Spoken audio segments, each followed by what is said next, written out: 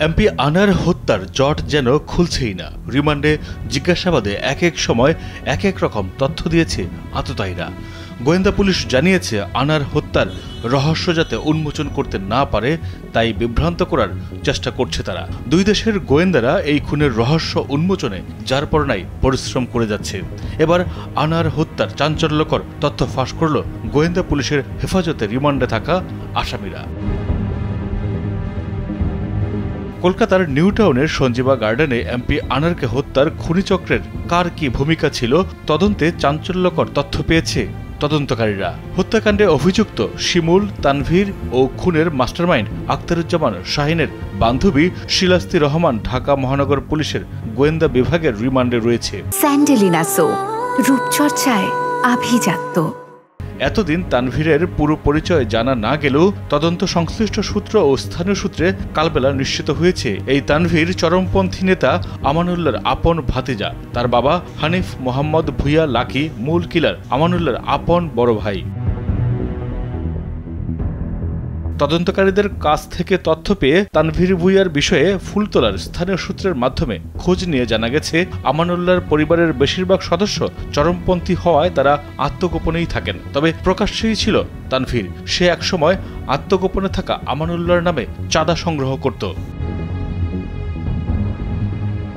আমানুল্লাহ তার বিআই শাহিনের কাছ থেকে এমপি আনারকে খুনের দায়িত্ব পেয়ে নিজের দলের চরমপন্থী কিলারদের যুক্ত করে। সেই অনুযায়ী জিহাদকে কয়েক মাস আগেই অবৈধ পথে পাঠানো হয় ভারতের মুম্বাই। জিহাদ সেখানে তার মামার মাংসের দোকানে ছিল। পাশাপাশি আমানুল্লাহ তার বিশ্বস্ত ভাতিজা তানভীরকে সঙ্গে করে নিয়ে যায় কলকাতা। এছাড়া চরমপন্থী কিলার মোস্তাফিজ, ফয়সাল ও সিয়ামকে যুক্ত করা হয় খুনের মিশনে। এ তিনজন এখনও পলাতক।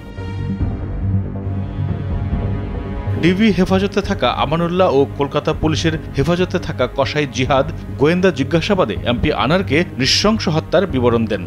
আনার 13 মে সঞ্জীবা গার্ডেনে যাওয়ার পরপরই তাকে ক্লোরোফর্ম দিয়ে অচেতন করে ফেলা হয়। তখন তিনি ছটফট করছিলেন। ওই অবস্থায় আমানুল্লাহ তাকে উপর করে ঘাড়ে চাপ দিয়ে ধরে রাখে। তানভীর তার পা আটকে রেখেছিল। অন্যরা হাত ও দেহের বিভিন্ন অংশ চেপে ধরে। ধীরে ধীরে আনার নিস্তেজ হলে তানভীর তাকে বালিশ চাপা দিয়ে মৃত্যু নিশ্চিত করে। কসাই জিহাদ জানিয়েছে, মৃত্যু নিশ্চিত হওয়ার পর আনারের নিথর দেহ চেয়ারের সঙ্গে বাঁধা হয়।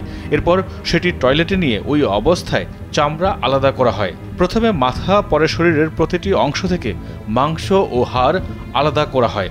সেগুলোকে ছোট ছোট টুকরো করা হয়। এরপর হাড় ও কিছু অংশ প্যাকেটে করে লাগেজে ঢুকানো হয়। বাকি অংশ টয়লেটের কমোডে ফেলে ফ্লাশ করা হয়। খুনিদের দেয়া তথ্যে মঙ্গলবার সঞ্জীবা গার্ডেনের সেপটিক ট্যাঙ্কে তল্লাশি চালিয়ে মাংসের কিছু খণ্ড উদ্ধার করা হয়। এগুলো আনারের দেহের অংশ কিনা তা নিশ্চিত হতে ফরেনসিক পরীক্ষায় পাঠিয়েছে কলকাতা সিআইডি। মাইদুর রহমান রুবেল, কালবেলা।